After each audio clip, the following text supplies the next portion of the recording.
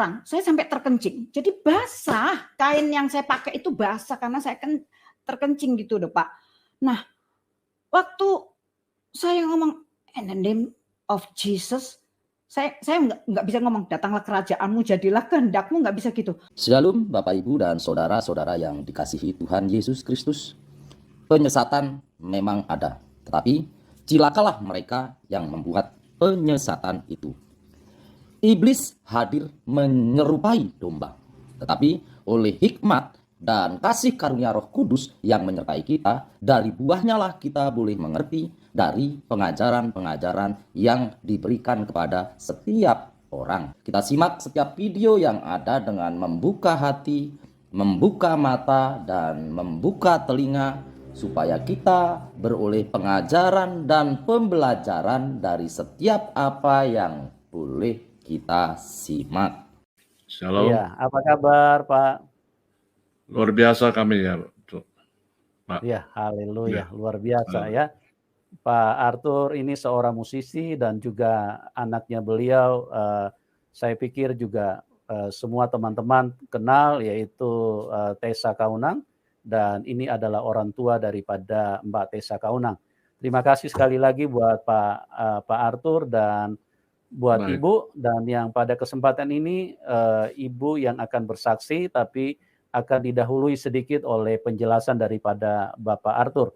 Nah, sedikit saya perlu tambahkan, Ibu ini artinya dari keluarga besar haji. Papa mamanya haji, saudara-saudaranya juga haji semua. Nah, luar biasa kenapa beliau bisa kenal Tuhan, nanti kita akan dengarkan. Oke, Pak Arthur bisa memberikan penjelasan sedikit, kemudian nanti diserahkan kepada Ibu. Waktu dan tempat saya serahkan kepada Bapak. Silakan, Pak. Terima kasih Pak Yusuf. Shalom saudaraku. Saya Arthur Kaunang.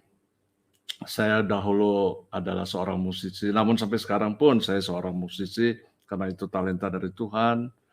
Dan saya diberi seorang teman pewaris kasih karunia, yaitu seorang istri yang cantik, yaitu Yuli Astuti Kaunang. Dan saya sangat bersyukur karena justru melalui istri saya ini saya boleh mengenal Kristus secara benar. Saya boleh dirubahkan hidup saya dan merupakan titik balik saya ketika Tuhan justru memakai istri saya ini untuk mengubah, mentransformasi saya.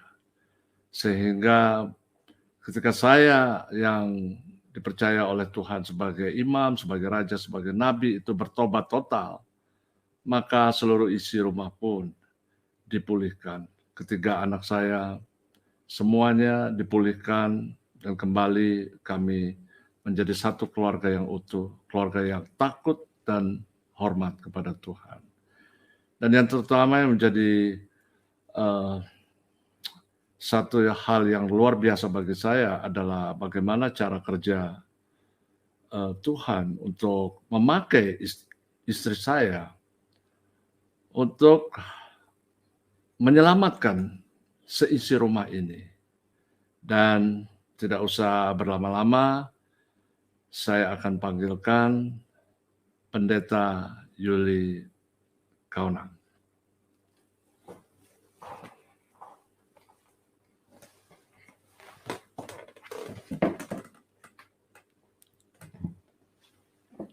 Shalom.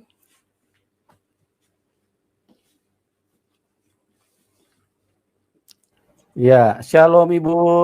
Shalom Pak Yusuf. Ya, terima kasih Ibu. Aduh, Ibu luar biasa. Walaupun Amin. usia tidak muda, tapi masih terlihat cantik. Dan yang lebih Amin. luar biasa lagi. Terima kasih. Kasih karunia Tuhan Pak. Ya, Ibu punya roh yang luar biasa karena Amin.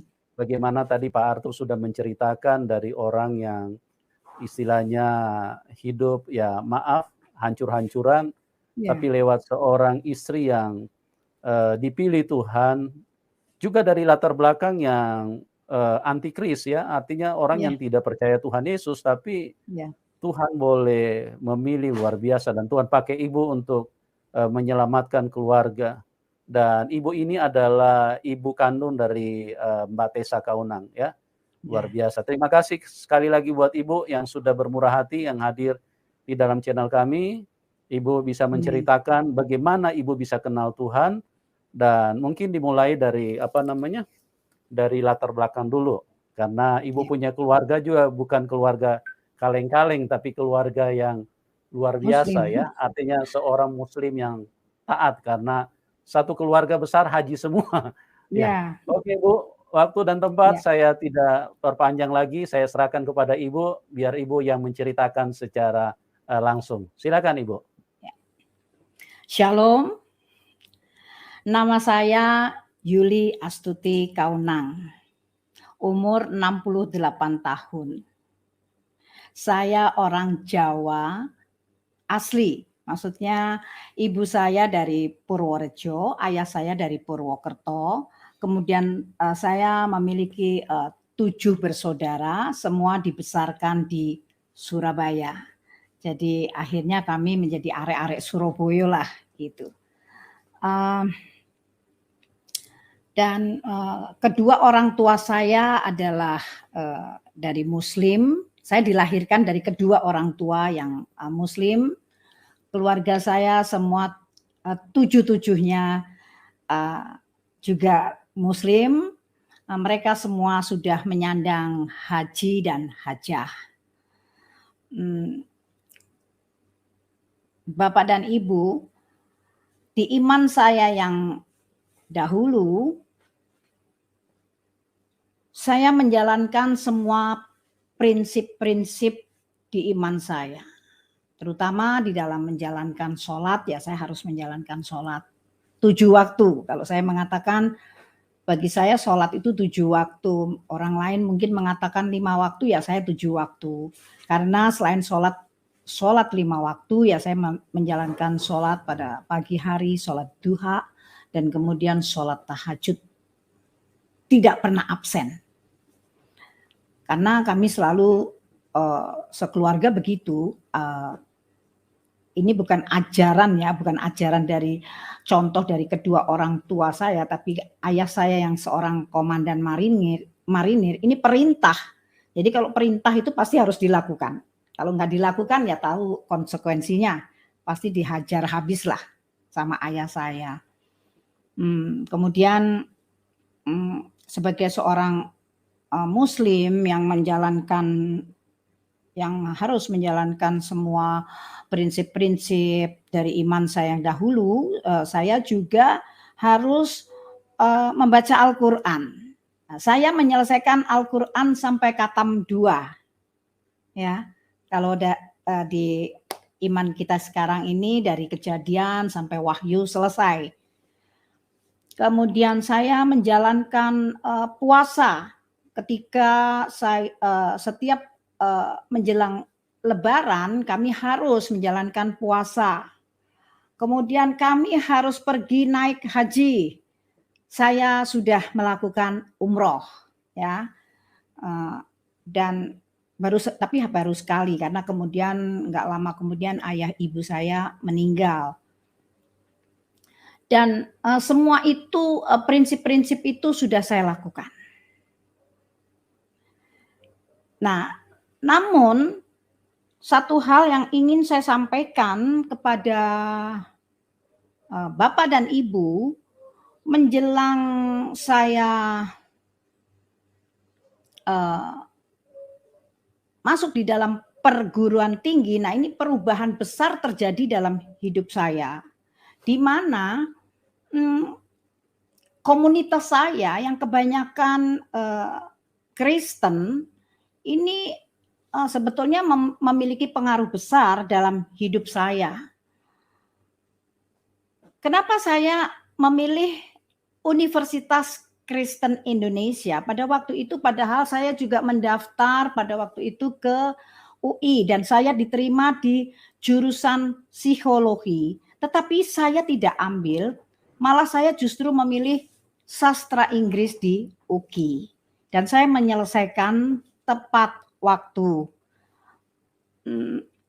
Kemudian berjalannya waktu ketika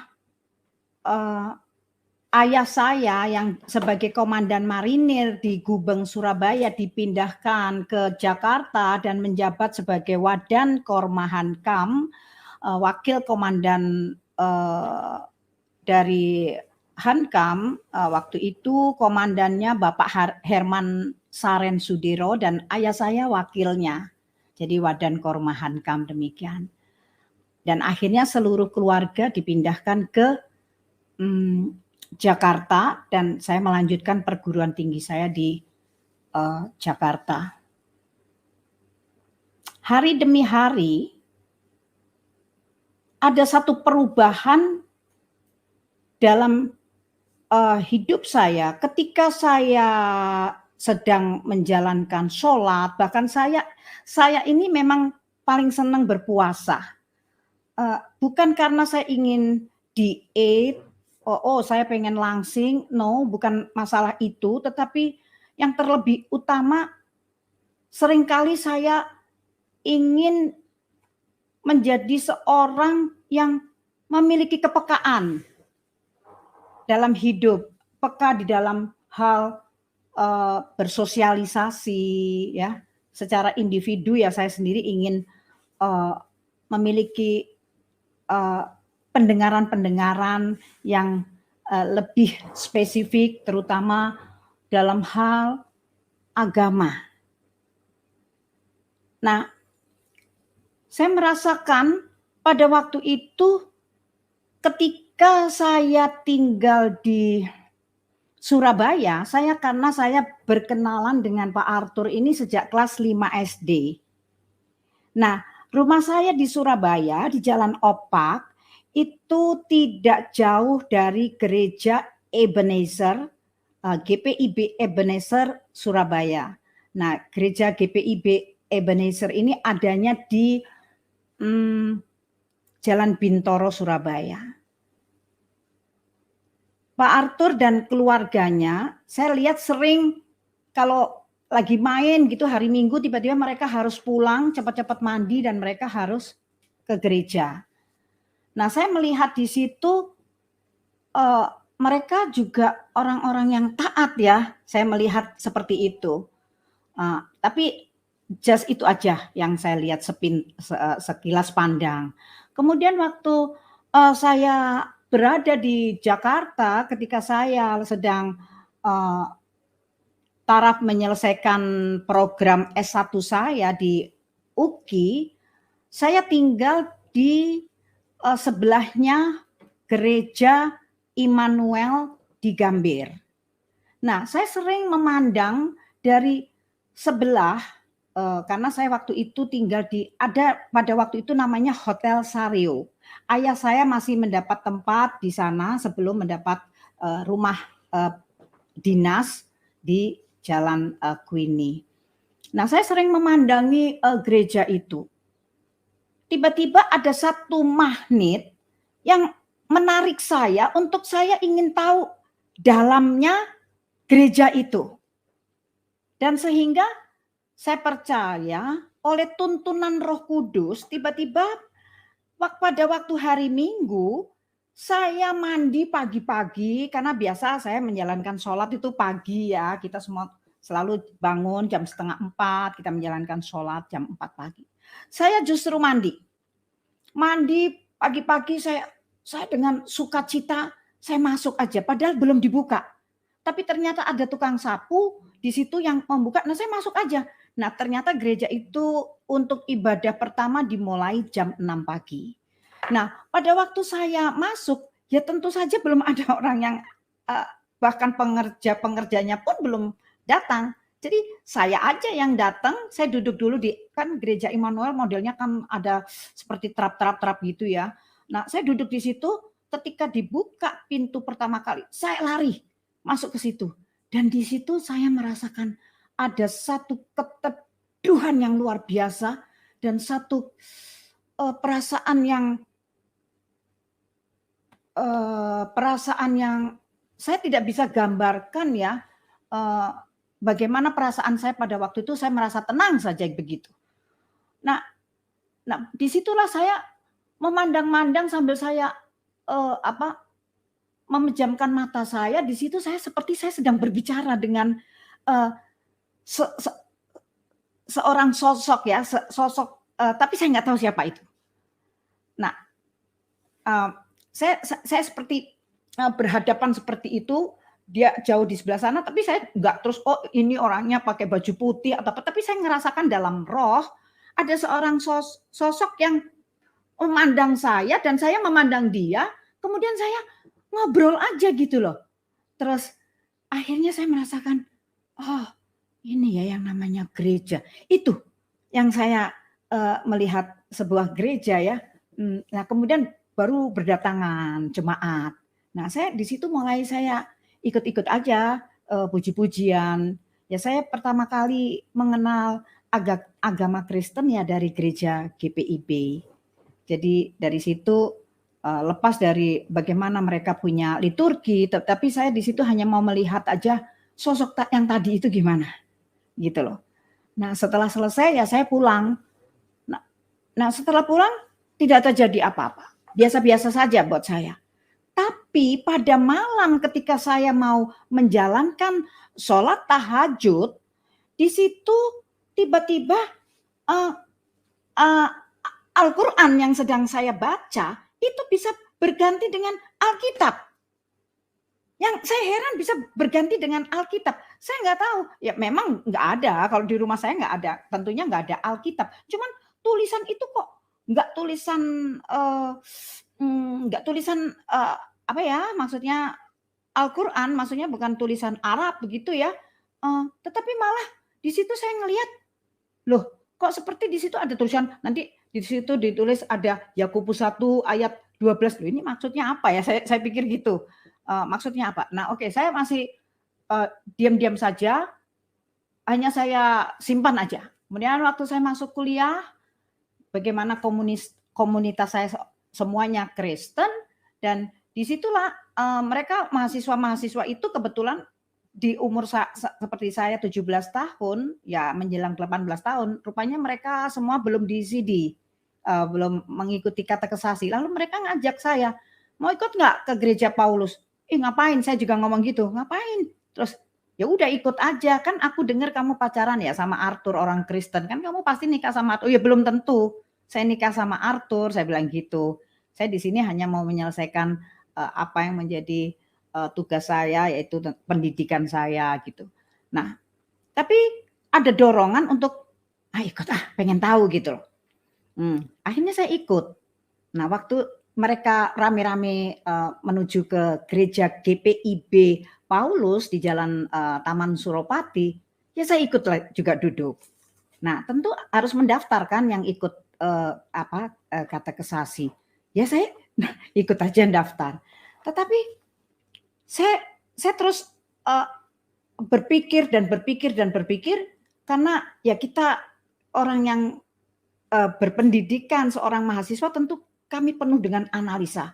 Apa ya maksudnya katekesasi ini? Apa ya CD? Wah, saya mulai buka, kan waktu itu ya saya memang orang yang suka baca, jadi saya baca-baca.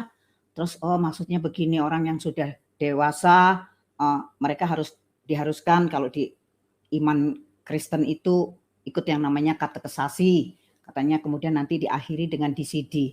Nah pada saat saya terus mengikuti itu, pada waktu itu yang namanya katekesasi itu 1 tahun. Saya ikuti juga karena sambil bersosialisasi lah ya sama teman-teman gitu ya kita. Pada waktu hari akhir daripada katekesasi setelah 1 tahun, Bapak Pendeta Rompas mengatakan, bagi siapa yang belum dibaptis dan yang mau dibaptis silahkan angkat tangan. Kemudian saya serta-merta tanpa ada ngelihat kiri kanan, saya langsung angkat tangan. Saya mengatakan saya siap dibaptis. Nah pada waktu saya mengatakan begitu, saya lihat dong, habis itu kiri kanan gitu ke belakang, kok nggak ada yang ngangkat tangan. Saya untuk nurunkan tangan itu berat banget. Saya selain berat ya saya juga malu, juga takut gitu loh. Jadi saya tetap tekad, saya mau dibaptis. Nah, begitu pada waktu itu baru di situ mulai pergumulan karena syaratnya untuk dibaptis harus mendatangkan orang tua, saksi ataupun aduh ini yang mengerikan bagi saya kan, karena saya harus menyampaikan hal ini kepada orang tua karena selama ini saya ya diam-diam masuk ke gereja tanpa setahu orang tua begitu. Nah, singkat cerita saya sampaikan hal ini kepada Arthur. Dan di situ saya walaupun saya tidak melihat secara nyata karena Arthur ada di Surabaya, saya lewat telepon, saya mendengar suaranya seperti kayak tertahan gitu ya, mau nangis gitu dengar saya mau dibaptis, saya butuh orang tua mewakili untuk sebagai saksi. Akhirnya ibunya dikirim oleh Arthur untuk sebagai saksi, begitu. Nah, di situ saya merasakan bahwa bukan saya yang memilih untuk masuk di iman yang sekarang saya mengikuti, bukan saya yang memilih Tuhan Yesus, tapi saya percaya Tuhan yang memilih saya. Amin. Jadi saya percaya ini semua pekerjaan Tuhan yang Tuhan rancangkan sejak saya ada di kandungan ibu saya. Jadi setelah itu tentunya pergumulan mulai terjadi karena seringkali saya kalau mau ke gereja sementara ayah dan ibu saya mau mengajak wisata ke puncak tapi saya tidak ikut. Nah, tentu ditanya kenapa kok nggak ikut? Enggak, ini ada tugas yang harus saya selesaikan. Saya mengatakan ada tugas presentasi dan ini dan itu yang harus saya selesaikan, apalagi sudah menjelang skripsi dan ini dan itu. Saya banyak sekali alasan yang saya pokoknya kalau hari Minggu saya nggak mau ikut aja sama keluarga untuk pergi-pergi untuk wisata. Nah, disitulah saya memutuskan untuk as a God follower sepenuh waktu, sebagai pengikut Tuhan Yesus sepenuh waktu. Itu Pak latar belakang dari saya. Ya, haleluya, luar biasa sekali. Ya, oke Bu, sangat dahsyat ya teman-teman, karena kalau kita perhatikan bahwa apa yang terjadi, kalau bahasa orang sekarang itu seperti alam bawah sadar. Jadi sesuatu yang ada yang mengendalikan. Bagaimana daripada Ibu Julie ini tiba-tiba kok kepengen masuk ke gereja. Padahal tidak ada yang berbicara, tidak ada yang menceritakan. Bahkan beliau ini kan dari latar belakang iman yang berbeda. Tapi disinilah kita melihat kalau kuasa Roh Kudus bekerja, seseorang tidak bisa menahan dirinya, ya. Jadi bagaimana Tuhan Yesus memilih Ibu Julie ini sehingga dari tidak mengenal Tuhan bisa mau masuk gereja. Dan apa yang terjadi, Ibu menceritakan tadi bahwa setelah masuk dalam gereja ada keteduhan. Artinya keteduhan itu ada damai sukacita yang luar biasa. Ya, yang belum pernah Ibu ini rasakan sebelumnya. Ya, itu untuk apa? Itu Tuhan hanya ingin menunjukkan bagaimana Tuhan Yesus itu adalah Tuhan yang benar. Jadi dengan hati yang merasakan pada waktu itu, karena hati itu tidak bisa dibohong. Karena hati itu pribadi yang merasakan, pribadi yang mengalami. Jadi itu tidak bisa disangkal, itu yang terjadi. Nah, Ibu akhirnya memutuskan, bahkan sampai tadi peristiwa untuk ikut katekisasi, itu kan juga sesuatu yang aneh kan. Ibu ini kan bukan orang yang beriman kepada Tuhan Yesus, tapi mau mengikuti, mau melakukan. Bahkan sampai pertanyaan dari pendeta Rompas tadi juga itu satu hal yang itu bukan pekerjaan manusia, itu bukan keinginan seorang Ibu Julie. Pada waktu ditanya siapa yang mau dibaptis, dan tanpa sadar dan tanpa sengaja Ibu Juli sendiri yang mengangkat tangan. Angkat Dan tangan. ini adalah menunjukkan bahwa kalau Tuhan yang memilih kita, tidak ada yang bisa menghalangi, tidak ada Iya. yang bisa membatasi. Hmm. Sungguh ajaib sekali, luar biasa sekali apa yang Amin. terjadi dengan Ibu Juli. Nah, mungkin Ibu bisa melanjutkan dengan bagaimana kondisi setelah Ibu percaya Tuhan Yesus dan bagaimana situasinya dengan tantangan-tantangan yang terjadi di dalam kehidupan Ibu. Seperti tadi Ibu sudah sekilas menyinggung bahwa setiap kali mau piknik hari Minggu, Ibu dengan segudang alasan untuk menghindari hal-hal itu. Iya, Nah, Ibu iya. bisa ceritakan kepada kami semua seperti apa tantangan yang Ibu hadapi, baik dari keluarga, dari teman, atau dari siapapun terhadap perpindahan Ibu atau terhadap istilahnya Ibu murtad dari agama Ibu. Silakan. Iya. Tantangan yang pertama yang bagi saya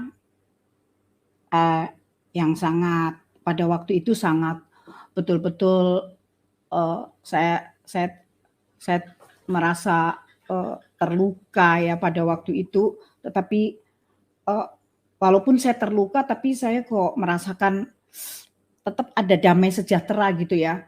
Tetap seperti terluka, tapi terus tiba-tiba kayak terhapus.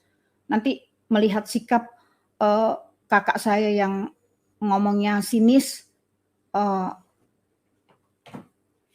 saya mau dengar ngomongnya yang ya orang-orang Surabaya itu kalau ngomong kan kasar-kasar gitu ya Pak ya. Ya bukan karena Surabayanya sih ya, gayanya sih memang seperti itu. Pokoknya dengan bahasa yang nek wong Jawa ngomong itu mesuh-mesuh gitu ya Pak. Dibilang yang enggak karu-karuan lah pokoknya tentang saya gitu. Tetapi saya terus saya belajar di sini artinya satu kerendahan hati, di mana walaupun mereka mengumpat saya, ngomong yang enggak enak tentang saya, dianggap pancene wis saomah paling elek dhewe, kelakuane yo elek pisan gitu. Saya dikatakan seperti itu karena kan saya memang tahu saya bersaudara 7 orang, 1 laki, 6 wanita. Saya bukan mau menyombongkan diri, semua kakak dan adik-adik saya itu cantik kalau di mata saya. Hanya saya yang dianggap mereka paling jelek lah gitu, tapi nggak apa-apa. Itu nggak masalah buat saya gitu. Jadi dikatakan wong iku ya nek wis elek mesti atine ya elek. Deloken ae pindah-pindah nang ngone agama. Kata gitu, saya dikatakan seperti itu. Tapi saya tetap saya diem walaupun dikatakan seperti itu. Terus kebencian itu mulai timbul. Dan saya melihat dari body language mereka dalam hal soal makan gitu ya, kelihatan sekali bahwa sampai piring aja dibedakan begitu ya. Rasanya jijik gitu melihat saya pegang piring yang sama mereka gitu. Kok saya sepertinya saya layak pakai piring yang begini. Sampai gelas pun rasanya dibedakan, kalau bisa ya dicuci pakai air panas supaya sepertinya kayaknya najis gitu. Jadi sampai sedemikian rupa, tapi saya tetap belajar untuk berdiam diri gitu. Dan tantangan yang paling saya hadapin yang sangat menakutkan buat saya ketika saya memutuskan untuk setelah saya menyelesaikan program S1 saya di sastra Inggris, kemudian saya memutuskan untuk menjalin hubungan dengan Arthur lebih dekat lagi, dengan saya memutuskan untuk menikah dengan Arthur. Nah, ini tantangan yang paling berat bagi saya, bagaimana saya harus menyampaikan hal ini kepada kedua orang tua saya. Nah, terus terang saya orangnya memang ya agak nekat-nekat gitu ya. Maksudnya bukan agak nekat, bagi saya nekat sih gitu. Saya menyampaikan hal ini terutama kepada ibu saya, karena yang paling dekat untuk saya bisa bercurhat ya Pak, hanya ibu saya. Saya mengatakan, "Ibu, saya mau menikah dengan Arthur." Belum selesai, baru saya cuman, "Saya mau menikah dengan Arthur." Itu ibu langsung bilang gini, "Aduh Yuli, tolong kowe kudu mbatalke, maksud harus membatalkan pernikahan itu. Kalau enggak kowe engko dipateni karo bapakmu. Maksudnya kamu bisa dibunuh sama ayahmu," gitu. Terus saya mengatakan gini, "Enggak Bu, saya sudah berdoa," saya bilang gitu. "Saya sudah berdoa, saya mau memutuskan untuk menikah dengan Arthur."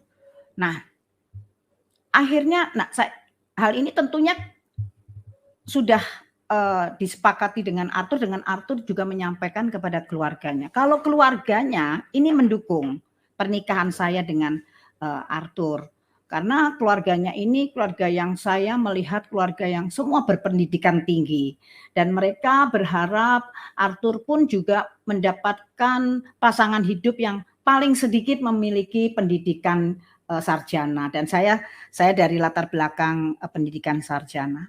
Oleh sebab itu ya mereka setuju gitu. Nah, apalagi mereka melihat saya sudah memutuskan untuk mengikut Tuhan Yesus.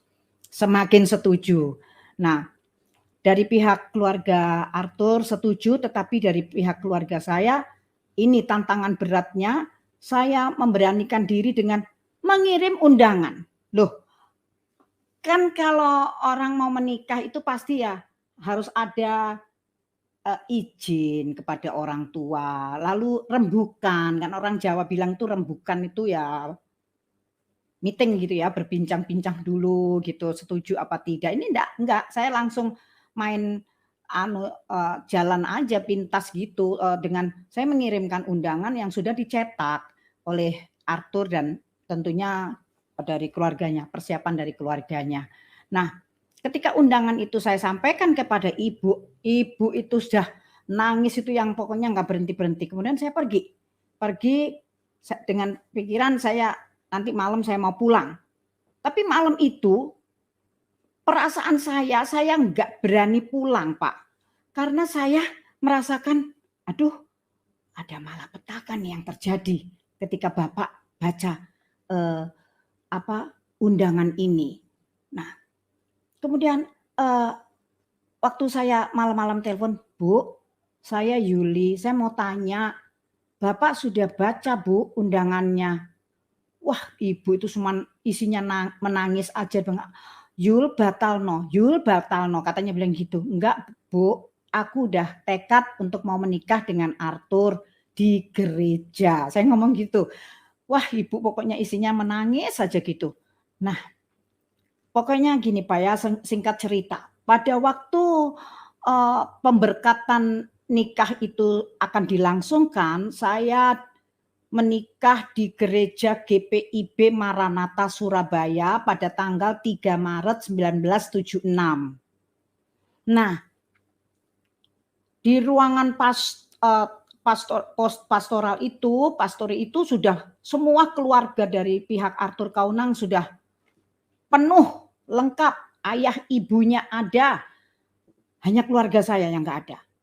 Saya sudah berpakaian lengkap, karena saya dari orang Jawa ya, saya tetap pakai pakaian kain gitu, saya pakai pakaian gaun warna kebaya warna putih gitu ya. Saya sudah duduk menunggu ini mau ada pemberkatan pernikahan jam 5 sore.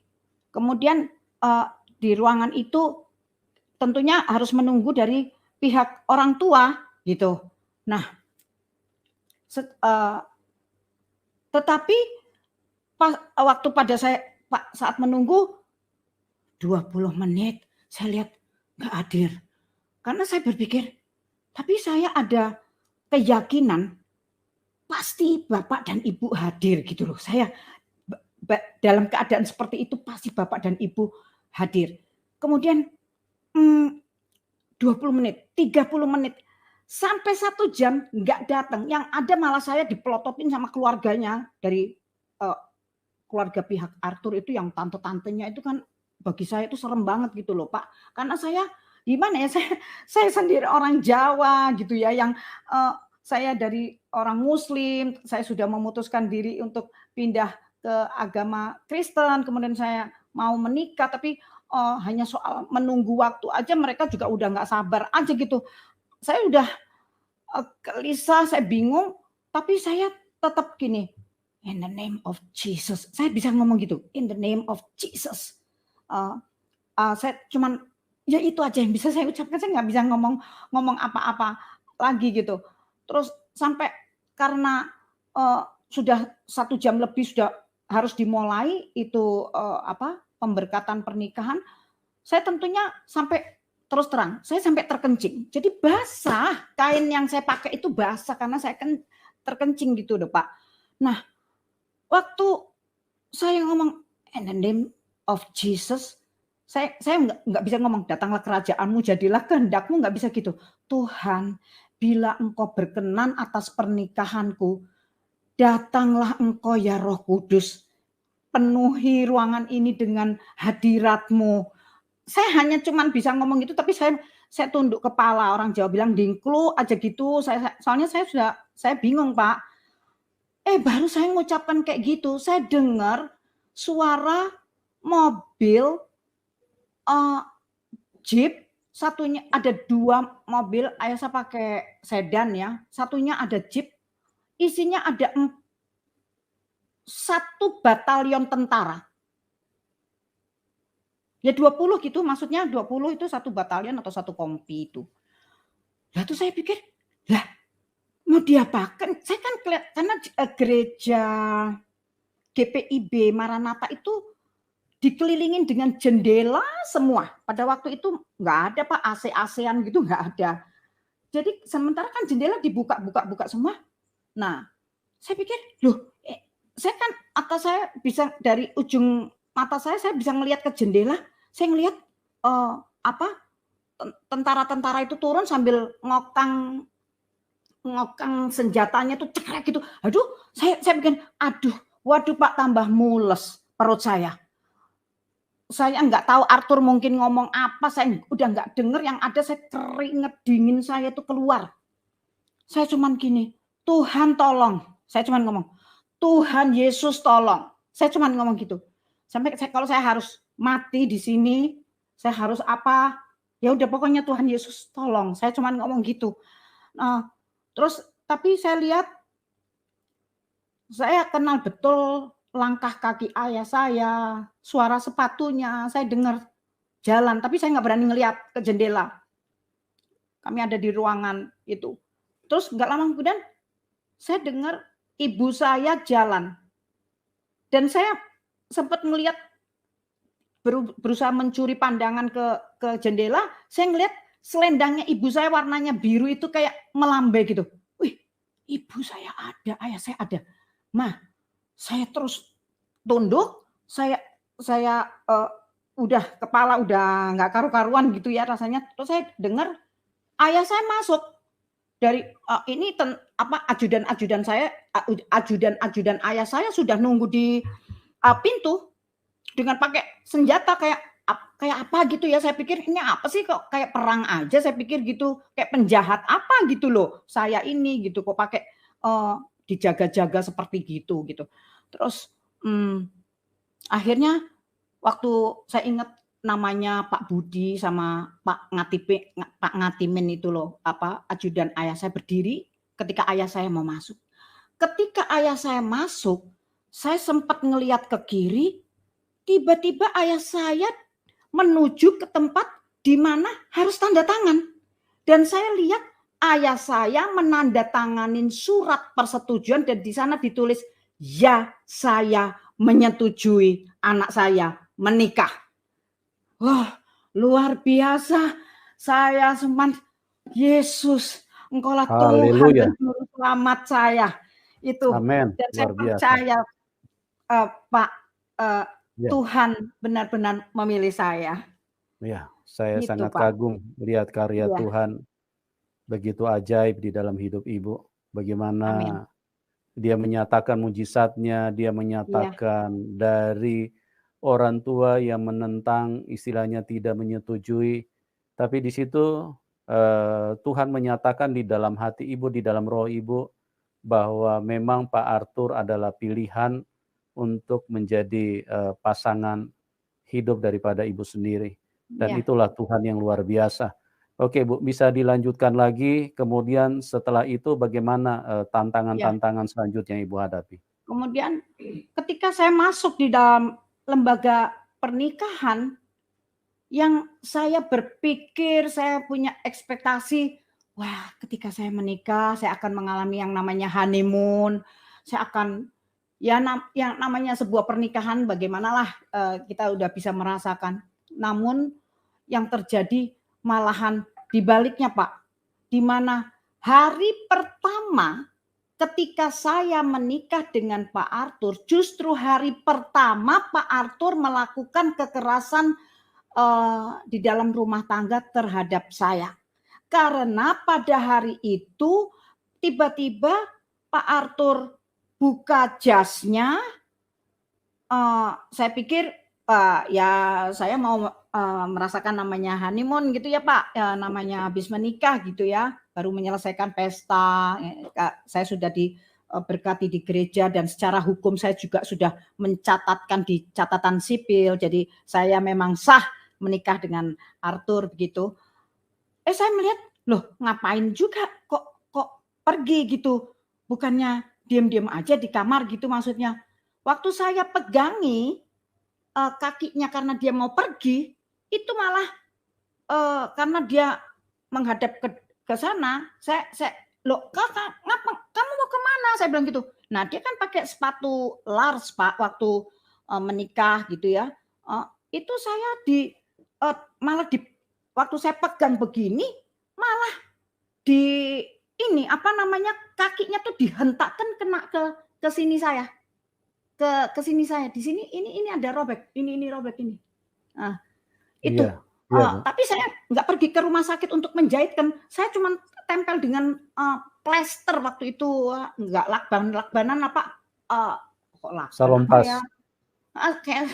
Bukan salon pas, plester itu tempel gini, karena darahnya kan keluar. Nah, saya sampai duduk diam. Loh, Tuhan, Engkau nggak berkenan atas pernikahanku. Saya berpikir begitu. Kok gini ya jadinya? Tapi saya belajar untuk diam aja gitu. Sehingga hari demi hari besoknya mulailah terjadinya pergumulan itu di dalam rumah tangga saya selama 29 tahun. Saya bukannya menikmati rumah tangga yang sejati gitu ya, maksudnya yang benar ini yang saya rindukan, yang saya betul-betul inginkan gitu dalam hidup saya untuk menikah dengan seorang Arthur Kaunang. Dia selama 29 tahun saya mengalami satu keterpurukan di dalam rumah tangga saya. Pak Arthur melakukan kekerasan di dalam rumah tangga terhadap saya. Dan selain itu secara batiniah Arthur melakukan persinahan dengan begitu banyak wanita. Jadi saya mengatakan Pak Arthur ini dulu benar-benar jahat. Tetapi saya sama sekali tidak menghakimi diri saya atau menghakimi siapapun. Saya tidak melihat masalah besar di hadapan saya. Saya coba belajar untuk menghampiri takhta kasih karunia Tuhan dengan saya bertanya kepada Tuhan, Tuhan maunya apa ya dalam kehidupan rumah tangga saya? Kenapa saya mengalami seperti ini? Saya ngobrolnya sama Tuhan aja. Saya enggak lah Pak. Saya enggak mau tanya sana sini. Apalagi untuk menyampaikan hal ini kepada orang tua saya yang tadinya sebetulnya enggak setuju dengan pernikahan saya dengan Arthur, tapi secara mujizat saya melihat ayah saya menandatangani persetujuan saya dengan menikah dengan Pak Arthur.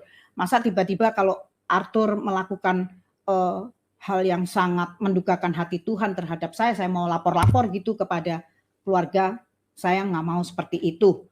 Nah, karena selama 29 tahun itu Pak Arthur pernah meninggalkan saya dan anak-anak selama 2 tahun dan kembali lagi, dan pernah meninggalkan saya dan anak-anak selama 5 tahun dan kembali lagi, dan yang paling parah pernah meninggalkan saya dan anak-anak selama 10 tahun dan kembali lagi. Dan saya percaya bahwa ada magnetnya Tuhan di dalam hidup saya, karena saya selalu menghampiri tahta kasih karunia Tuhan dengan berdoa, berpuasa, memuji, dan menyembah Tuhan. Itu saja yang bisa saya lakukan, karena saya nggak tahu saya harus berbuat apa gitu.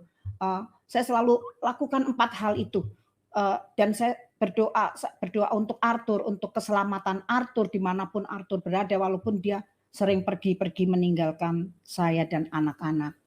Nah, itu yang tantangan itu yang saya pikirkan sampai saya akhirnya mengatakan seperti ini. Sempat saya keluar kata-kata, aduh, orang Kristen ternyata jahat sekali ya. Saya sampai seperti itu loh. Saya pengen, aduh, saya salah enggak ya? Saya memilih untuk mengikut Tuhan. Jadi bergejolak Pak di dalam hati saya. Tapi setiap saya punya pikiran yang negatif tentang iman yang sedang saya ikuti, itu cepat sekali Roh Kudus menghapus. Sehingga saya enggak, pikiran itu tidak berlarut-larut. Dan karena apa? Saya rajin menghampiri tahta kasih karunia Tuhan, berdoa, berpuasa, memuji, dan menyembah Tuhan. 4 hal yang itu yang saya lakukan. Sehingga hidup saya itu betul-betul dikuasai oleh Roh Kudus. Nah, saya merasakan ketika saya dalam menghadapi tantangan hidup itu, saya bukan melihat masalah itu, tetapi bagaimana saya melihat di balik masalah itu ada apa sih yang Tuhan mau?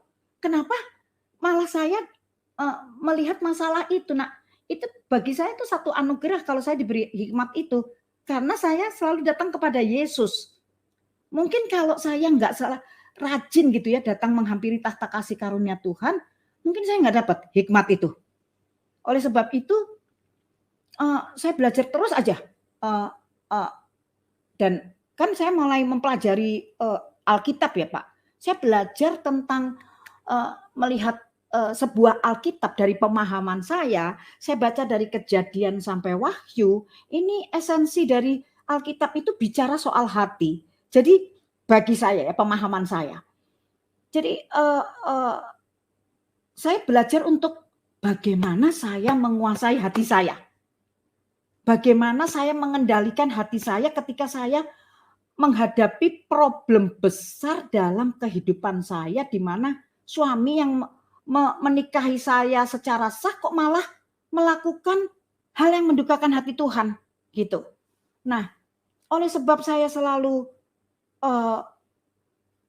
tidak ada hari tanpa menghampiri tahta kasih karunia Tuhan, tidak ada hari tanpa mencari wajah Yesus, maka Yesus memberikan saya satu hikmat bagaimana saya diberikan satu hati, I have compassion, yang artinya saya diberikan hati yang mengasihi Arthur.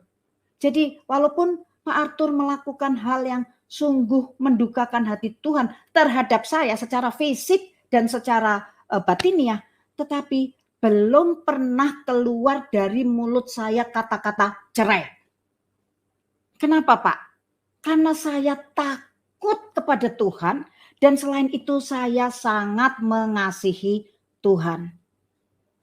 Itu Pak. Jadi ketika saya mau melakukan apa yang menjadi perintah Tuhan, di mana ketika saya terus berdoa, berpuasa, itu ada hikmat yang Tuhan berikan kepada saya berupa perintah, di mana saya harus mau melepaskan pengampunan kepada Pak Arthur dengan limpahnya. Ya sebetulnya enggak gampang bagi saya. Amen. Saya rasa semua wanita enggak mudah ya, di mana orang yang kita cintai, kita mau memberikan seluruh hidup saya untuk berbakti kepada suami, lah kok malahan saya diperlakukan secara tidak adil, tetapi saya tetap mau bertahan begitu.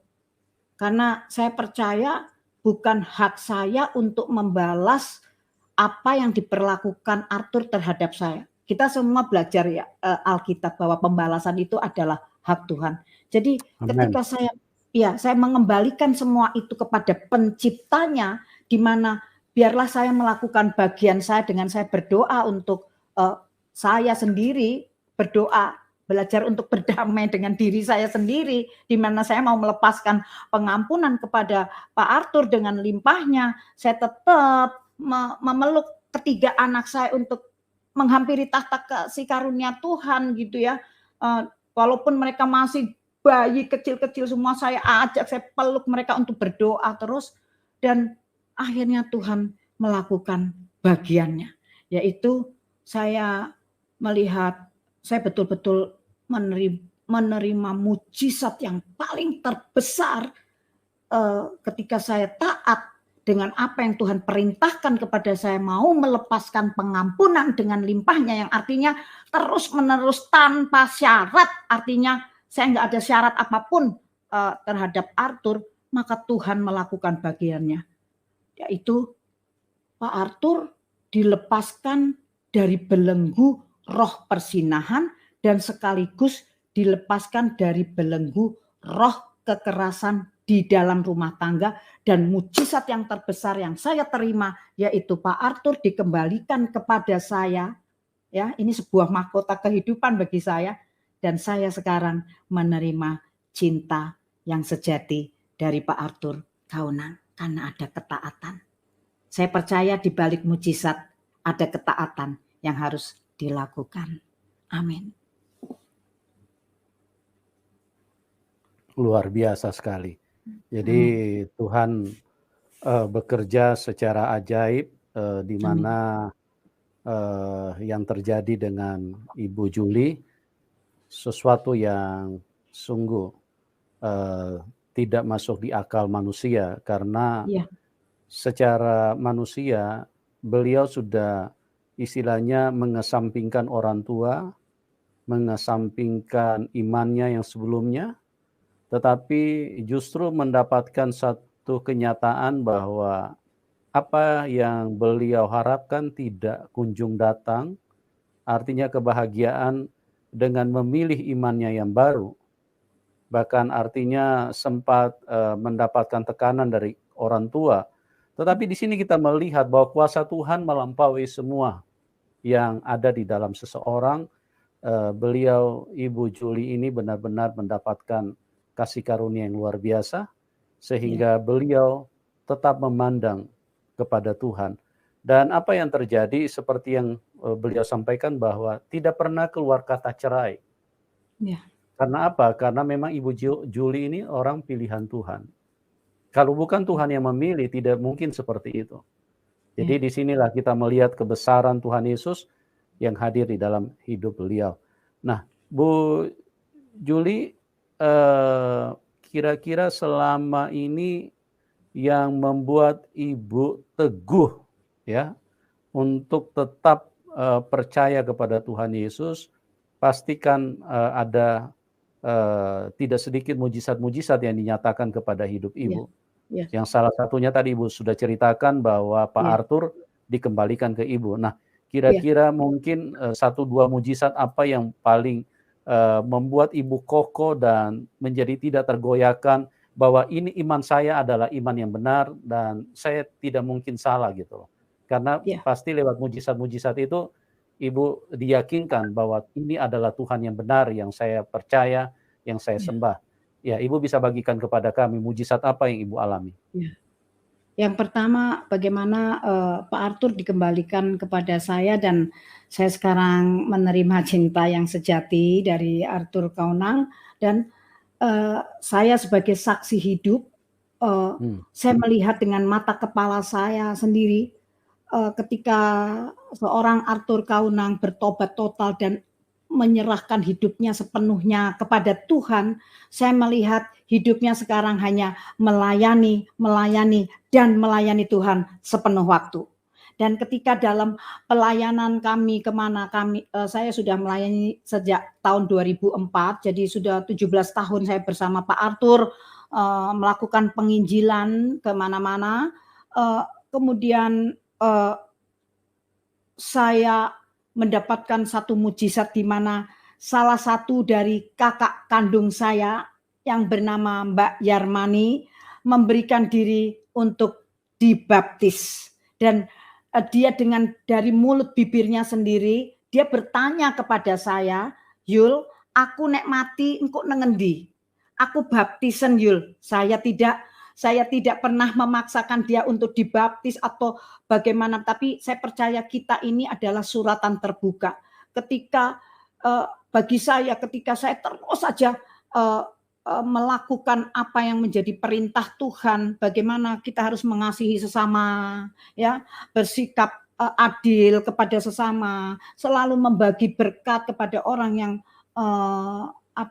membutuhkan, berdoa untuk mereka. Tuhan melakukan kok mujizatnya, di mana saya kaget juga kan, karena ini orang-orang garis keras gitu ya Pak, tidak mudah Pak. Kalau kayak saya berusaha untuk memindahkan iman dia, wah ini urusannya berat gitu. Tapi memang setelah saya melihat kakak saya memberikan diri untuk dibaptis, dan waktu itu saya baptis di Pantai Pasir Putih, karena pada waktu itu saya perjalanan dari Jakarta menuju ke Nusa Tenggara Timur. Kami naik mobil, saya harus menyeberangi 4 pulau berdua dengan Pak Arthur, terus kakak saya itu ikut, dan sampai waktu di Pasir Putih itu karena saya nggak bawa toga, jadi saya mampir ke Besuki untuk beli kain untuk saya jahitkan toga. Saya bertiga sama Pak Arthur membaptis kakak saya dengan baptis selam. Kemudian kakak saya menyatakan bahwa saya sekarang sebagai pengikut Tuhan Yesus. Begitu. Itu mujizat kedua yang saya terima, Pak. Mujizat ketiga yang saya terima. Pertama, Pak Arthur dikembalikan kepada saya, dan kemudian saya melihat Pak Arthur betul-betul memberikan dirinya sebagai seorang full timer untuk melakukan pekerjaan Tuhan. Dan saya berdua dengan Pak Arthur ditetapkan untuk merintis sebuah gereja, dan gereja kami sudah berdiri bernama JKI Wave Community Church, dan saya bersama Pak Arthur menggembalakan gereja ini. Dan hal ketiga di mana mujizat yang saya terima, kakak saya memberikan diri untuk dibaptis. Itu Pak.